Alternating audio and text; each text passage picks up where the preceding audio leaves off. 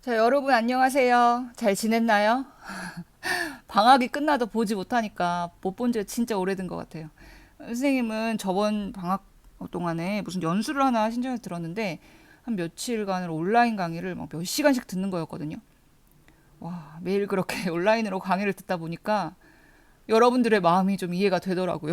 너무 힘들어. 와, 그동안 빠짐없이 수업을 잘 들은 여러분들이 진짜 정말 정말 대단해 보였습니다. 음? 힘들지만 그래도 꾸준히 스스로 잘 듣고 있다면 나중에 여러분들의 머릿속에 차곡차곡 쌓여서 꼭 좋은 결과가 있을 거라고 생각해요. 어쨌든 여러분들 다시 온라인으로 먼저 만나게 되었네요. 쌤이 2학기 때 교실에서 수업 시작하면 이제 온라인으로 수업 들은 내용을 또 정리해주면서 책의 밑줄도 그어주려고 했었는데 그 텀이 너무 오래돼가지고 이번 시간에는 온라인으로 책의 밑줄까지 다 그어주겠습니다. 그래서 이번 수업 시간은 옆에 교과서를 꼭 펴놓고 하셔야 해요. 교과서를 한번 펼쳐봅시다. 자, 페이지 154페이지. 드디어 5단원 조선이네요. 자, 우리 고려 끝났죠? 고려 지배계층. 자, 다 기억하나요? 고려의 대외관계. 다 잊어버린 거 아니죠? 시험과 함께 순삭? 아니죠. 원나라 간섭기에 성장한 지배계층. 누구죠? 권문세족. 그 권문세족과 대립하면서 유교적 행정 실무 능력을 바탕으로 성장한 누구? 네, 신진 사대부. 그리고 홍건적과 왜구의 침입을 물리치면서 공을 세운 누구? 네, 신흥 무인 세력. 이 두 세력이 주축이 되어서 고려 말의 혼란기를 뒤집어 엎어버리고 역성혁명, 말 그대로 성을 바꾼 거죠. 왕씨의 나라에서 이씨의 나라로 새로운 나라를 개창합니다. 그게 바로 조선입니다. 사실 조선은 우리한테 좀 익숙해요. 그렇죠? 현 시점에서 가장 가까운 역사기도 하고 역사적 사료나 자료나 문화재들이 고대 국가에 비해서 많이 남아있기도 하고요. 하지만 또 그만큼 내용이 깊어요. 그래서 배워야 되는 양이 많다고 느껴지기도 하고요. 그래서 이번 시간에서는 이제 5단원 중에서도 소단원 1, 소단원식 정리하는 시간을 가지려고 해요. 조선이 어떻게 건국되고 통치 질서를 어떻게 확립해 가는지 조선 초기의 모습을 정리하는 시간을 갖겠습니다. 자, 조선의 건국은 우선 위화도 회군에서부터 시작됩니다. 위화도 회군이 뭐냐? 많이 들어는 봤을 거예요. 고려 말에 중국에서 이 원나라가 점점 쇠퇴하고 명나라가 성장하면서요. 예전에 우리 공민왕 때 원나라한테 뺏은 고려 땅을 명나라가 요구합니다. 야, 그거 원래 원나라가 관리하던 땅이었잖아. 그러니까 그거 우리한테 내놔라고 하는 거죠. 이에 당시 왕이었던 우왕, 고려의 우왕과 최영 장군, 황금 보기를 돌같이 하라라고 했던 그 최영 장군, 굉장히 강직했던 고려의 신하였어요. 무슨 소리 하는 거냐? 지금 그 고려 땅인데 안 되겠다. 명나라한테 본때를 보여주자라고 하면서 무인 이성계한테 명나라를 치고 오라고 명령합니다.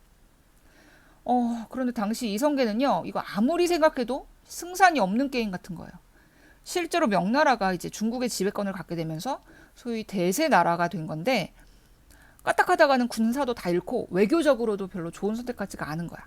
그래서 이건 게임 안 될 것 같은데 이거 안 된다. 전쟁 못 나가겠다. 불가하다라고 하면서 네 가지 이유를 들어서 명나라와의 전쟁은 안 된다라고 얘기합니다.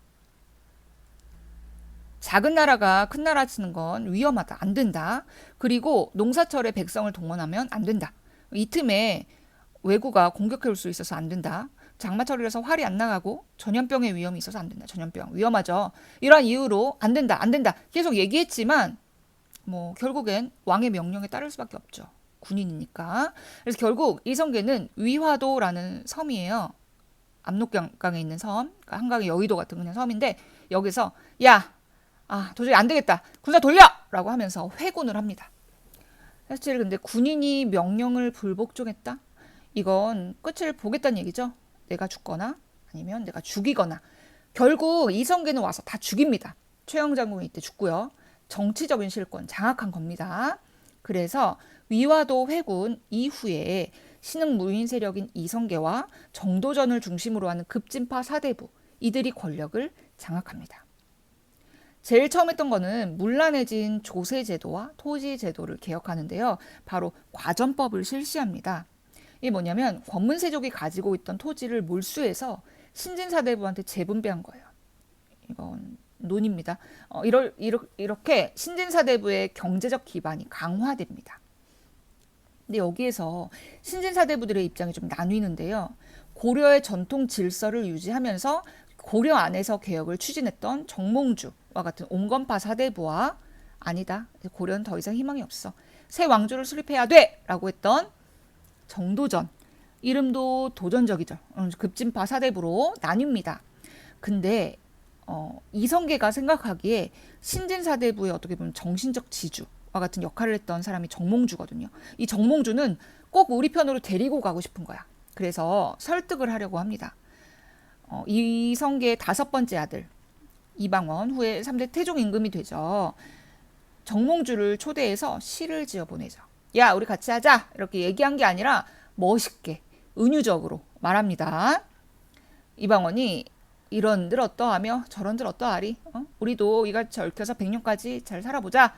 라고 했더니 정몽주, 와, 역시 시를 지어서 답하죠. 이 몸이 죽고 죽어 100번 고쳐 죽어 임향한 일편단심이야 가실 줄이 있으랴.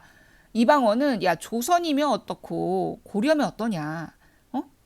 우리 같이 개혁해서 잘 살아보자 라고 했더니 정몽주가 내가 100번 고쳐 죽어도 그러니까 고려를 향한 내 충심은 변하지 않는다. 와, 멋있죠. 대단한 사람들이에요. 이렇게 시로 본인이 하고 싶은 말을 저를 은유적으로 지어서 몇백 년이 지난 지금까지도 국어 시간에 또 이렇게 역사 시간에 배우고 있어요. 아무튼 정몽주, 안타깝지만 같이 못 가겠구나 생각한 이방원이 자객을 보내서 선주교에서 정몽주를 제거하죠. 결국 공양왕에게 왕위를 이어받는 형식으로 왕이 된 이성계는 새로운 나라 조선을 세우게 됩니다. 왜 조선일까요? 고조선을 계승한다는 의미겠죠. 드디어 1392년 승자의 역사 기록이 시작된 것이죠. 조선입니다. 그러면서 이성계를 도와서 새로운 나라를 세운 급진파 사대부 정도전. 정도전은 유교 이념에 따라서 천도할 것을 주장하고 새로운 도시를 건설하게 됩니다. 그렇게 건설된 도시가 바로 한양, 지금의 서울이죠. 고려는 개경, 개성이었죠. 한양으로 천도합니다. 이게 한양 지도인데요. 유교 경전인 주례에서 나온 도성 건설의 원칙에 따라서 좌묘우사, 즉 정궁인 경복궁을 중심으로 왼쪽에는 조상신을 모시는 종묘를 세우고요. 오른쪽에는 곡식신에게 제사를 지내는 사직을 세웁니다. 또 성곽의 정문 역할을 하는 사대문의 이름을 유교 명칭에서 따왔죠. 인의 예지 들어봤을 거예요.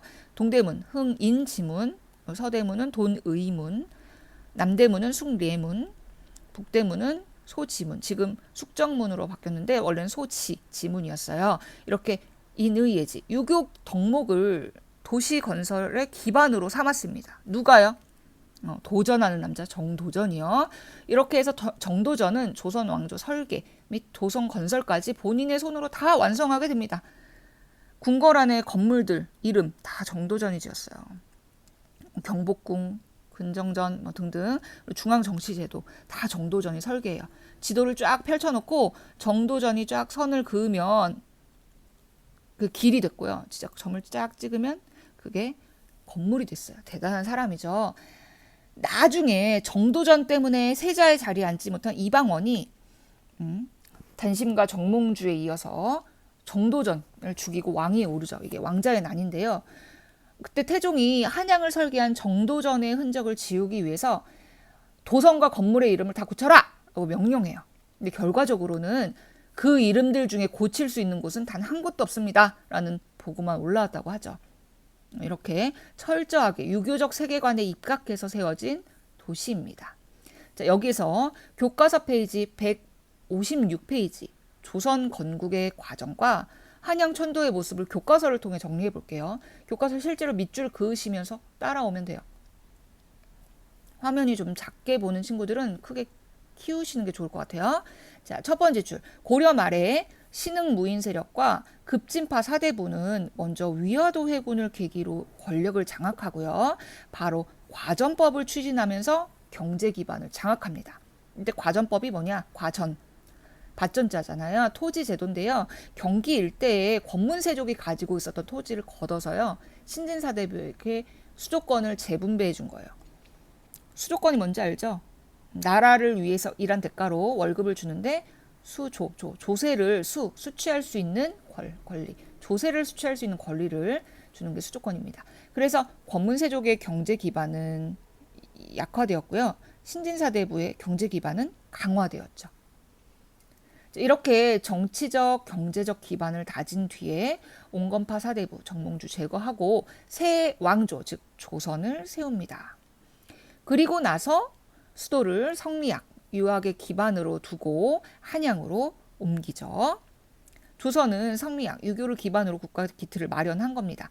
순서대로 기억해 두시면 좋은데요. 그러니까 조선을 세우고 한양으로 천도한 겁니다. 자, 포인트는 순서인데요. 위화도 회군으로 정치장악, 과정법으로 경제장악, 조선건국, 한양천도. 자, 여기도 있네요. 위화도 회군, 조선건국, 한양천도. 이렇게 왕이 된 태조 이성계를 도와서 급진파 사대부였던 정도전은 조선 왕조의 설계랑 도성의 건설까지 다 본인의 손으로 완성하게 되죠. 근데 그는 성리학 중심으로 나라를 운영하면서 동시에 현명한 재상이 정치를 이끌어야 된다는 재상 중심의 정치를 주장해요. 반면에 태조 이성계를 도와서 조선 건국에 큰 공을 세운 다섯 번째 아들 누구예요? 이방원은 이에 반발하면서 정면으로 충돌합니다. 이 무슨 소리냐? 국왕이 정치를 이끌어야 되지 왕권 강화를 해야 된다라고 주장한 사람이에요. 즉 정도전은 재상 중심의 정치를, 이방원은 국왕 중심의 정치를 추구합니다. 그렇게 해서 충돌한 게 바로 왕자의 난이에요. 자, 왕자의 난이 뭐냐? 간단하게 말해서요. 이게 태조 이성계의 가족표, 가계도인데요. 즉 이성계, 태조와 급진사대부 정도전이 같이 세자 책봉을 하는데요. 이방원은 내심 기대를 했겠죠. 조선 건국에 자신의 공이 가장 크니까요. 근데 세자를 첫 번째 부인의 첫째 아들도 아니고 두 번째 부인의 막내 아들 방석이를 올립니다. 이방원 입장에서 진짜 황당하죠. 첫째 형도 아니고. 그렇다면 왜 정도전은 가장 어린 둘째 부인의 막내 아들 방석이를 세자로 추대하려고 했을까요? 아까 교과서에 나온 문장들이 다 힌트입니다. 사실 조선은 정도전이 설계했고 실제로 그가 움직인 대로 맞춰지고 있었죠. 그래서 그는 왕권 중심이 아닌 재상 중심의 나라를 꿈꿨습니다. 왜냐? 이게 어쨌든 왕조잖아요. 세습되는 왕조 체제에서 굉장히 뛰어난 임금, 예를 들어 세종대왕 같은 임금, 특출한 임금이 나올 확률은 굉장히 낮아요. 하지만 똑똑한 재상, 능력 있는 재상은 언제든지 나올 수 있죠. 왜냐하면 똑똑한 사람을 선발해서 뽑으면 되니까. 그렇죠? 그래서 폭군이 나와도 나라가 망하지 않을 시스템, 즉 그 매뉴얼을 만드는 게 바로 정도전의 큰 그림이었던 거죠. 그렇게 봤을 때 가장 적절한 차기 왕은 아직 권력을 모르고 또 순한 성품의 막내 방석이가 제격이었던 거죠. 근데 이방원 입장에서는 용납이 안 되죠. 그래서 두 번째 부인의 배달한 동생들 다 죽입니다. 정도전도 죽어요. 마음에 안 들면 다 죽이네요. 이게 1차 왕자의 난이고요. 그렇게 해서 왕위에 오른 사람이 바로 둘째 형 이방과 정종이에요. 이방원이 본인이 바로 왕이 되는 건 좀 속이 보이니까 둘째 형을 올립니다. 근데 여기서 네 번째 형, 이 방간이 방원이를 모르고 까불죠. 이방원이도 왕이 되려고 하는데 내가 못 될 게 뭐 있냐? 라고 하면서 왕위를 넘보죠. 그렇게 해서 바로 자기 위의 형, 넷째 방간이도 제거해요. 이게 2차 왕자의 난이고요. 결국 이방원은 3대 태종 임금이 됩니다. 자, 여기까지 조선이 건국되고 또 왕권이 강화되는 과정을 살펴보신 거예요. 지금부터는 조선이라는 나라를 전체적으로 개관하면서 그러니까 큰 그림을 그려서 시기적으로 구분을 한번 해보려고 해요. 쌤 이런 거 너무 좋아해요. 커다란 숲을 파악하고 그 안에서 흐름을 정리하는 거예요. 자, 우선 조선이라는 나라는 1492년에 세워졌죠. 연도가 중요한 건 아니에요. 네, 1910년 한일합병, 일본에 병합되기 전까지 조선은 거의 500년이 넘는 시기를 왕조를 지켜왔는데요. 조선을 크게 전기와 후기로 구분하기도 합니다. 그 구분점이 바로 임진왜란 1592. 큰 전쟁을 기준으로 그 전은 조선 전기, 그 후는 보통 조선 후기 이렇게 나뉩니다. 왜냐하면 전쟁을 전후로 많은 상황들이 달라져요. 그러니까 정치적, 경제적, 사회적, 문화적 모습들이 물론 하루아침에 달라지는 건 아니겠지만 전쟁을 전후로 차이가 많이 납니다. 그래서 보통 이렇게 구분을 하고요. 여기서 좀 더 디테일하게 들어가자면 1876년 강화도 조약이라는 사건을 계기로 또 근대라는 새로운 세계화의 흐름 속에 또 휩쓸리죠. 그러면서 조선 전기, 조선 후기 더해서 개항기라는 커다란 시기 구분을 할 수 있죠. 그래서 교과서도 5단원 조선의 성립과 발전은 대체로 임진왜란 때까지의 조선 전기를 다루고 있고요. 교과서 6단원 조선사회 변동, 변화잖아요. 전쟁 이후 달라진 조선사회 즉 조선 후기에 대해서 설명하고 있습니다.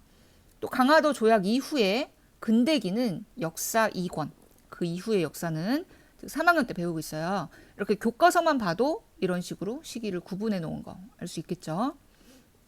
사실 선생님 어릴 때 막 왕 이름 막 외우고 그랬는데 외울 필요까지는 없어요.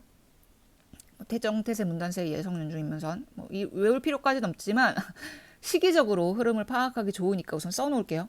그래서 대표적인 왕들 몇 명의 왕들을 중심으로 업적을 좀 짚고 넘어가려고 합니다. 교과서에 다 나와 있어요. 먼저 1대 태조, 이성계죠. 무슨 일 있죠? 조선 건국했죠. 가장 큰 조력자는 바로 도전하는 남자 정도전이죠. 성리학. 성리학은 사실 유교를 바탕으로 하는 학문이죠. 이 성리학을 국가 통치 질서의 근본 원리로 삼아서 도시를 구축하고 제도를 정비하고 재상 정치를 추구합니다. 이 정도전의 재상 중심의 정치, 이 사상과 정면으로 충돌하는 게 바로 이방원. 국왕 중심의 정치를 표방한 이방원과 충돌하면서 두 차례에 걸친 왕자의 난으로 결국 이방원이 권력을 장악하고 왕이 되죠. 3대 태종입니다. 이제 지금부터는 조선 전기 즉 임진왜란 전까지 통치 질서를 확립한 주요 왕들을 중심으로 정리할게요. 그럼 3대 태종은 무슨 업적을 남겼나? 그러니까 큰 개념이 왕권 강화라는 개념으로 기본으로 깔고 가시면 좀 쉬워요. 그러니까 왕권을 강화하기 위해서 공신과 왕자들의 사병을 혁파합니다. 개인적으로 운영하는 군대를 금지하는 거죠. 그래서 군대는 누구만 가질 수 있어? 왕만. 즉 국가가 주관하는 군대만 허용합니다. 그러기 위해서는 인구를 파악해야겠죠. 그래서 호패법을 실시합니다. 이게 이름과 나이가 적힌 일종의 주민등록증이에요. 이렇게 생겼는데요. 그래서 인구를 파악해서 세금, 군역 등을 국가에서 확보합니다. 이렇게 태종 때 이루어진 안정된 왕권을 바탕으로 유교적 이상 정치를 실현했던 조선시기의 가장 위대한 왕, 대왕이라고도 하죠. 세종 대왕이 즉위합니다. 사실 세종은 유교적 이상 정치, 즉 왕권과 신권이 조화된 정치를 실현해요. 이건 아버지였던 태종 때 완성된 안정된 왕권을 바탕으로 실현할 수 있었겠죠. 태종의 셋째 아들로 왕에 올랐는데요. 실록에 보면 책을 읽으면 시간이 지나도 그 내용을 잊어버리는 것이 없다라고 할 정도로 기억력이 뛰어나고 독서와 공부를 좋아했다고 합니다. 부럽죠. 근데 똑똑한데 백성을 위한 왕이야. 와, 우리한테 행운이죠. 그래서 나라가 평안하려면 나라의 근본인 백성이 튼튼해야 된다라고 주장했던 왕입니다. 이것도 다 유교적 이상 정치입니다. 그래서 집현전을 설치합니다. 모을 집자의 현명할 현자예요. 그러니까 현명한 학자들이 모인 집이에요. 학문 연구에 힘씁니다. 이걸 바탕으로 훈민정음을 창제했죠. 백성을 가르치는 바른 소리. 지금도 쓰고 있고요. 또 전세제도, 토지와 세금 제도예요. 이걸 정비해서 국가 재정을 좀 풍족히 하고 백성들의 생활을 안정시켰습니다. 그러면서 농업 기술을 위한 다양한 기구들도 발명했어요. 또 사군, 육진과 같은 영토를 확보하면서 지금 우리나라라고 하면 그리는 지도 모양 있죠. 그걸 완성했어요. 이 밖에도 많은 업적을 남긴 위대한 왕이었죠. 그런데 세종대왕 다음 왕인 첫째 왕이 첫째 아들 문종이었어요. 세자의 자리에 있을 때 아버지를 도와서 많은 업적을 했다라고 전해지고 있는데 안타깝게 건강이 좀 안 좋아서 즉위한 지 얼마 되지 않아 세상을 떠납니다. 그래서 그의 어린 아들인 단종이 12세의 나이로 왕위에 오르죠. 근데 세종의 둘째 아들 수양대군이죠. 이 수양대군이 형의 아들인 조카 단종을 몰아내고 왕이 됩니다. 이 세종의 둘째 아들이었던 수양대군이 단종을 몰아내고 왕이 된 이 사건을 계유년에 일어난 난이라고 해서 계유정난이라고 하는데요. 이렇게 왕이 된 세조가 정통은 아니잖아요. 적통이 없지만 왕이 되는 것을 죽음으로 반대했던 신하들을 사육신이라고 하고 또 죽지는 않았지만 정권을 떠나서 반대했던 신하들을 생육신이라고 합니다. 사육신과 생육신 이야기가 전해지고요. 이렇게 왕이 된 7대 세조. 세조는 당연히 왕권 강화를 추진했겠죠. 그리고 자기가 왕이 되는데 도움이 되었던 신하들 얼마나 고맙겠어요. 자기는 정통이 아닌데. 그래서 자기를 도와줬던 현직, 지금 자기 옆에 있는 현직 관료에게만 수조권을 지급합니다. 그걸 직전법이라고 해요. 직전법을 실시합니다. 그리고 세조의 손자인 성종 때에 성종이 왕이 되어서 이룰 성자잖아요. 유교적 통치 질서를 완성합니다. 성종은 유교적 통치 질서 즉 왕권과 신권이 조화가 되는 정치를 이뤘다 생각하면 되고요. 마찬가지로 세종하고 비슷해요. 홍문관이라는 집현전을 계승한 기구를 설치합니다. 이건 정책에 대한 유교적 자문 역할을 해주는 기구예요. 그래서 여기서 일하려면 공부 엄청 잘해야 돼요. 왕이 뭐 물어보면 바로바로 대답해야 돼. 그래서 그리고 여기에서 경연을 실시했대요. 경연은 뭐냐면 왕이 과외받는 거예요. 왕이랑 신하가 유교 경전 공부하는 거예요. 그래서 교과서 163페이지에 또 자세히 나와 있으니까 읽어보시고요. 또 무엇을 했냐? 경국대전, 법전이에요. 할아버지 세조 때 만들기 시작했는데 성종 때 완성합니다. 경국대전이 완성되었다라는 의미는 바로 유교 중심의 통치 질서, 법이잖아요. 법이 완성되었다. 통치 질서가 완성되었다라고 보시면 됩니다. 자, 여기까지 다시 교과서 페이지 156페이지. 왕을 중심으로 국가 기틀이 어떻게 확립되어 가는지 살펴볼게요. 먼저 1대 태조, 이성계죠. 이성계는 성리학, 유교를 중심으로 나라를 건국하죠.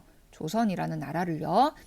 그리고 3대 태종은 왕권을 강화하기 위해서 호패법을 실시하고 사병을 혁파하면서 인구, 세금, 군역에 대한 국가 지배권을 강화하려고 합니다. 맞죠? 그리고 그 다음 4대 세종은요. 아버지 때 이루어진 안정된 왕권을 바탕으로요.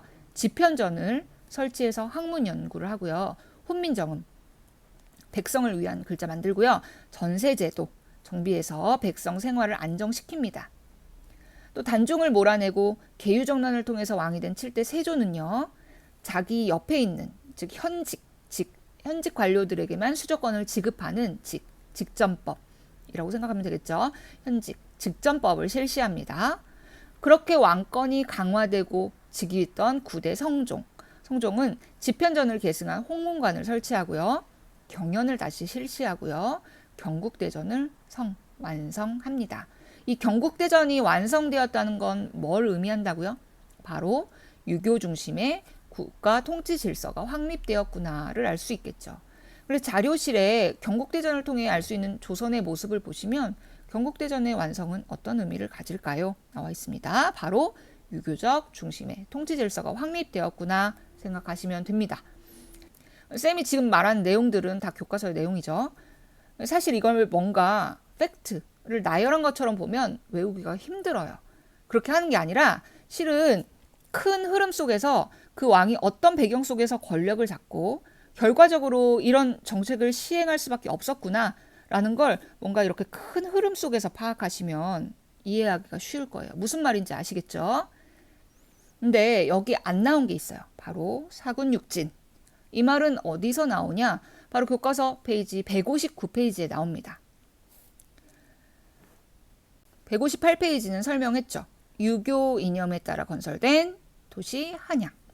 자, 159페이지 조선 전기의 대외 관계를 보시면요. 굵은 글씨 4대 관계랑 교린 정책을 아시면 되는데요. 쉽게 말해서 명과의 관계를 4대 관계라고 해요. 4대. 섬길 사자의 큰 대자예요. 그러니까 명나라에게 조공을 바치고 많은 답례품을 받아오거든요. 그럼 이건 조선이 명나라의 속국이냐? 이런 의미는 아니에요. 당시 명나라는 외교 관계에 있어서 조공무역만 허락했어요. 그래서 명분상 우리가 명나라한테 조공을 바치는 4대를 하면 명나라가 엄청난 양과 질의 선진 문물들을 더 많이 주는 거예요. 그러니까 우리도 공식적으로는 큰 나라를 섬긴다라는 명분 하에 실제로는 실리를 추구하는 거죠. 그게 4대입니다. 그럼 명나라를 제외한 다른 나라, 여진이나 일본은요? 일반적이고 그냥 상식적인 외교 관계, 그걸 교린이라고 하는데요. 그러니까 그냥 자꾸 깐족대고 까불면 싸우고 트러블 없이 교류하자라고 하면 잘 지내고 뭐 그런 거예요. 그러니까 일반적인 외교 관계. 그래서 여진이 자꾸 국경을 침범해. 그럼 세종 때 압록강에는 사군, 두만강에는 육진과 같은 군사적 기지를 설치하고 사람들을 보내서 살게 해요. 또 일본이 자꾸 괴롭히고 까불어? 그러면 쓰시마 섬을 정벌하고 뭐 그래요. 그러다가도 말 잘 듣고 우리 같이 교역하자라고 하면 항구를 개항해줘요. 제포, 부산포, 연포, 삼포라고 하는데요. 이렇게 항구를 열어서 무역을 허가해주기도 하고 하는 거예요. 이런 관계를 교린이라고 합니다. 따라서 조선 전기의 외교 정책은요. 명과는 4대 플러스 여진과 일본은 교린이다 라고 정의할 수 있겠죠.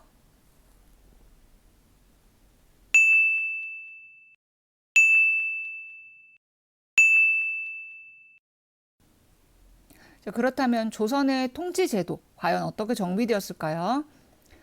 중앙정치제도 160페이지 유교 이념에 따라 통치제도를 정비하다입니다. 조선 중앙정치제도를 한마디로 정리하면 바로 의정부 6조 체제라고 할 수 있는데요. 이게 무슨 말이냐?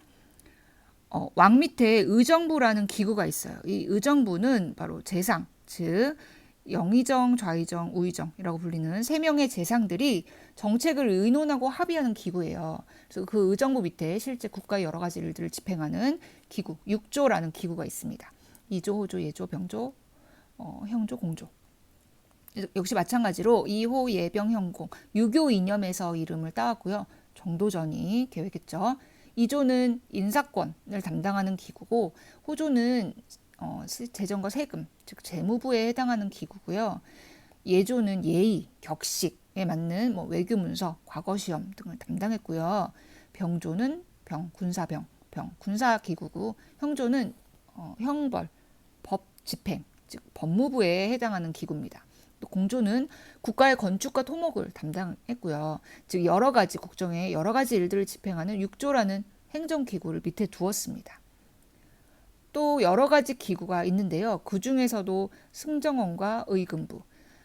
승정원은 왕의 비서실, 왕명을 전달하는 비서기관입니다. 여기서 승은 승낙하다, 승인하다라는 이 승자가 들어가면 돕다라는 뜻이 있어요. 그래서 왕을 도와서 비서 역할을 하는 그런 기관입니다. 그리고 의금부는 그때 형조, 법을 집행하는 형조와 달리 왕 직속으로 나라의 큰 죄인, 역적죄 이런 큰 죄를 직속으로 다스리는 거예요. 사극에서 죄인을 의금부로 압송하라 뭐 이러면 엄청 큰 죄를 지은 거죠. 이 기구들은 국왕 직속 기관입니다. 국왕을 보좌하는 기관. 그 밖에 사헌부, 사간원, 홍문관 이 세 기구를 3사라고 불렀는데요.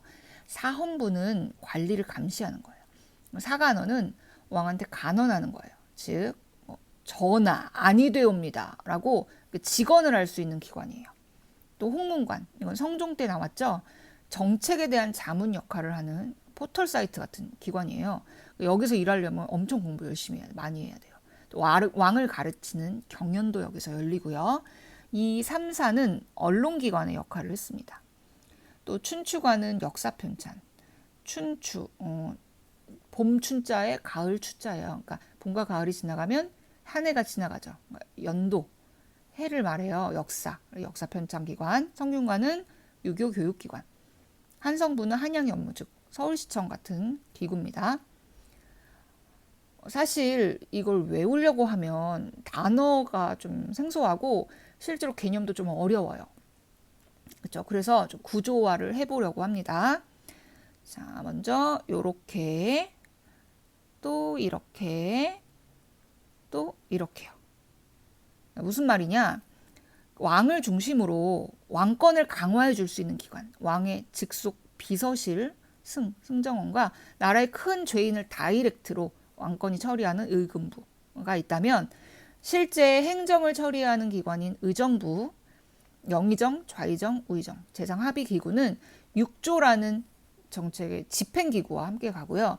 여기서 왕과 신하들의 견제기관, 즉 시소에서 중심 역할을 하는 3사가 있었죠. 신하를 감시하는 사헌부, 그리고 왕에게 직언, 아니 되옵니다 라고 하는 사관원, 왕의 정책에 대한 자문 역할을 하는 홍문관. 그러니까 이 기구들이 서로 정치적인 균형을 이루면서 견제 역할을 했다라고 구조화해 볼 수 있습니다. 어렵지만 잘 이해할 수 있죠. 굉장히 중요한 개념입니다. 자, 교과서 페이지 160페이지 볼게요. 이 구조를 머릿속에 넣고 줄을 한번 쳐봅시다. 자, 유교 이념에 따라 통치제도를 어떻게 정비했는지 한번 살펴볼게요. 먼저 중앙정치제도, 자, 재상들이 모여 정책을 의논하는 의정부와 이를 집행하는 6조 중심으로 운영됩니다. 그리고 권력의 독점과 부정을 막기 위한 언론기관인 3사를 두었다라고 했는데, 언론기관의 역할이 바로 감시와 견제잖아요. 그래서 언론기관이라고 하는 거예요. 그래서 관리를 감찰하는 사헌부, 왕에게 직언, 간쟁하는 사관원, 전하, 아니 되옵니다 하는 기구, 그리고 정책에 대한 자문과 경연의 역할을 담당한 홍문관, 이렇게 3사가 있었고요. 또 왕을 보좌하는 기구는 승정원, 돕는 거라고 했죠. 왕의 비서 역할을 했고요. 나라의 큰 죄를 직속으로 다스리는 의금부가 왕권을 보좌합니다. 춘추관, 한성부, 성균관은 읽어보시고요. 바로 포인트는 행정기구인 의정부 6조와 왕과 왕권을 보좌하는 승정원, 의금부, 그리고 견제와 감시 역할을 하는 3사, 사헌부, 사관원, 홍문관이 있었다. 따라서 유교 정치 이념에 따라 통치체제를 정비하면서 정치적인 균형과 감시, 견제 체제를 이뤘구나 생각하시면 됩니다. 이해되시죠? 자, 밑에 탐구활동 보시면요. 3사의 역할 나오죠. 자료 1은 보시면 임금에게 바른 말을 하고 잘잘못을 따져 묻는데요. 그러니까 임금한테 이거 아닌 것 같습니다 라고 얘기할 수 있는 기관. 뭐죠? 네, 사관원입니다. 그리고 자료 2는 모든 관리를 감찰한대요. 어디예요? 바로 사헌부입니다. 그래서 결론적으로 3사를 설치한 목적은 뭐라고요? 권력의 감시와 견제의 역할을 하기 위해서다. 이렇게 정리할 수 있죠. 사극에 많이 나와요. 이렇게 보면 영의정, 좌의정, 우의정, 재상합의 기구는 뭐라고요? 의정부예요. 그리고 감시와 견제의 역할을 하면서 언론기관의 역할을 하는 사헌부, 사관원, 홍문관, 전하, 아니 되옵니다. 이걸 합쳐서 3사라고 했죠. 또 왕권을 보좌하는 기구로 왕명을 대신 전달하는 기구, 승정원. 그 승정원의 책임자를 도승지라고 불렀어요. 승이 나다, 돕다 할 때 승자가 들어가죠. 승정원. 이렇게 권력을 감시하고 견제하는 체제가 바로 조선의 중앙정치 체제구나 알 수 있습니다. 다음으로 조선의 지방행정제도. 자, 조선은 전국을 8도로 나눕니다. 경상도, 충청도, 강원도, 전라도, 지금도 이 명칭 쓰고 있죠. 그래서 그 8도의 각 책임자를 관찰사라고 부릅니다. 이 관찰사는 각 지방 수령들을 지휘하고 감독하는 역할을 했어요. 사실 조선 지방행정제도의 가장 큰 특징은 뭐냐면 모든 군현에 수령을 파견했다는 거예요. 지금 줄친대에서 가장 중요한 단어가 뭘까요? 바로 이 모든이에요. 모든 군현에 수령을 파견했다. 수령은 소위 말하는 사또예요, 사또. 그래서 이것도 구조화시키면요, 전국을 8도로 나누고요. 8도의 책임자로 관찰사를 둡니다. 관찰사의 역할은 수령을 지휘하고 감독하는 역할을 했다고 했죠. 그리고 도 아래 지방행정구역으로 군현이 있는데요. 그 모든 군현에 수령을 파견해요. 사또를 파견해요. 어디서? 중앙에서요. 근데 원래 이 지방 행정구역, 군현, 즉 지방에는 원래부터 힘 좀 있는 지방 세력들이 존재하고 있었어요. 그걸 고려시대부터 향리라고 했죠. 근데 이 고려시대에는 지방을 실질적으로 다스렸던 역할을 했던 게 바로 이 향리예요. 근데 이제 중앙에서 파견된 수령이 있잖아요. 그래서 이 향리가 중앙에서 파견된 수령을 보좌하는 역할로 그 역할과 지위가 낮아져요. 그리고 지방에서 옛날부터 유교 공부하던 유학자들이 있거든요. 이 사람들은 뭐냐면 예전에 고려 말에 온건파 신진사대부들의 후예들이에요. 단심가를 불렀던 정몽주 기억하죠? 그 정몽주의 제자들, 온건파 사대부들이 조선 건국에 반대하고 지방에 내려가서 공부했던 유학자들이에요. 그러니까 자기 고향에 내려가서 공부만 했던 사람들이 유향소라는 걸 자발적으로 운영해요. 이게 뭐냐면 지방 양반들의 자치기구예요. 그래서 수령이 파견돼서 내려오면 지방 권력을 견제하고 자문해주는 그런 역할을 했습니다. 정리하면 모든 군현에 수령이 파견되었구나. 그건 뭘 의미해요? 중앙 집권이 강화되었구나를 의미하고요. 그리고 지방에도 자치적으로 감시와 교화의 기능을 하는 기구들이 있었구나. 이 정도로 정리해 두시면 됩니다. 그래서요, 여기 같이 아까 보시는 관찰사뿐만 아니라 수령, 향리, 유향소와 같은 각 단어의 의미를 잘 파악해 두시면 됩니다. 다음으로 군사교통통신제도인데요. 먼저 군역제도. 이건 간단해요. 중앙군은 5위로 편성하였고요. 지방군은 육군하고 수군이 관리가 되었고요. 또 잡새군이라고 해서 평소엔 자기 일을 하다가 전쟁이 나거나 유사시에 군사로 동원되는 예비군격인 잡새군이 있었습니다. 또 교통통신제도를 보면요. 세금으로 곡식을 거두잖아요. 돈이 아니라 곡식으로 거두니까 그걸 한양까지 운반해야 되잖아요. 배를 이용해서 운반하는 좋은 제도라는 제도가 있었고요. 예외 지역이 있었는데 여기 보면 이 국경 지역에 국방비나 사신 접대비 같은 비용이 많이 들어요. 그래서 여기는 익류 지역이라고 해서 그 안에서 세금을 거둔 걸 그 안에서 쓸 수 있게 했어요. 자급자족 했어요.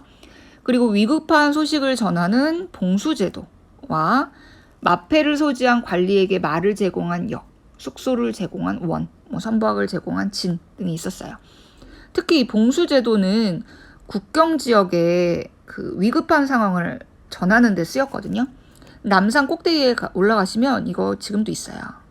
남산 봉수대. 그래서 평상시에는 불을 하나만 피다가 적이 보이면 2개, 적이 움직이면 3개, 국경을 침범하면 4개, 지금 적과 전쟁 중이다 하면 5개, 불을 피워서 멀리 있는 상황을 빠르게 전달하는 거죠. 다음으로 교육과 관리 등용 제도입니다. 다 왔습니다. 힘내세요. 조선은 유교, 즉 성리학을 중심으로 한 성리학적 지식을 갖춘 관료를 길러내는 데 집중했어요. 그래서 이 교육기관도 성리학적인 관료를 기르자, 이 포인트로 접근하시면 됩니다. 여기 나오는 단어가 이제 향교, 사부학당, 성균관이라는 단어가 나오는데요. 사실 여기엔 안 나지만 우리가 교육기관이라고 하면 굉장히 익숙하게 들어본 단어 중 하나는 뭐냐면 바로 서당이에요. 그래서 교육기관을 이렇게 정리할게요. 바로 초등학교, 초등교육기관을 서당이라고 보시면 돼요. 초등학교. 다음으로 중등교육기관이 있었어요. 중고등학교예요. 이게 서울에 있으면, 즉 한양에 있으면 사부학당이라고 불렀고요. 지방에 있으면 향교입니다. 그리고 최고 교육기관, 고등교육기관, 대학교죠. 공식적으로 한양에 성균관이 있고요. 그리고 아까 지방에서 공부하는 학자들이 많다고 했잖아요. 후에 그 사람들끼리 학파를 이뤄서 나중에 후학을 양성하기 위해 자기들끼리 지방의 교육기관을 세웁니다. 그걸 서원이라고 합니다. 뭐 도산서원, 병산서원 많이 들어봤죠? 다 최고 교육기관이에요. 지방에 있는 대학교. 그래서 여기 교과서에 나온 단어들, 향교, 사부학당, 성균관이 어느 위치에 있는지 알아두시면 됩니다. 이렇게 공부한 학자들을 관리로 등용해야 되잖아요. 그래서 문관을 선발하는 문과가 있고요. 무관을 선발하는 무과가 있습니다. 이 무과는 고려는 없었죠. 정리하면 문과에 급제하면 문반이 되고요. 무과에 급제하면 무반이 됩니다. 이런 합치면 뭐예요? 양반. 이렇게 조선의 양반사회라는 타이틀이 형성이 된 겁니다. 자, 그리고 기술관, 뭐 통역관이나 의사나 천문학 등의 관리를 선발하는, 지금으로 말하자면 전문직이죠. 전문직을 뽑는 기술관, 잡과가 있었습니다. 이 외에 고려 때부터 있었던 음서제도나 천거제도와 같이 신분에 결정되는 관리 선발 제도는 고려 때보다 엄청 축소돼요. 즉 실력을 점차 중시하는 사회가 되었다. 발전적인 모습을 보입니다. 자, 여기까지. 자, 5단원 중에서도 소단원 1, 조선의 건국과 통치 질서의 확립. 사실 페이지는 그렇게 많지 않은데 내용이 좀 깊이가 있어요. 잘 정리해서 자기 것으로 다 소화시키기 바랍니다. 자, 온라인 강의 듣기 정말 힘들어요. 그쵸? 네, 너무너무 고생했어요. 다음 시간에 만납시다. 안녕.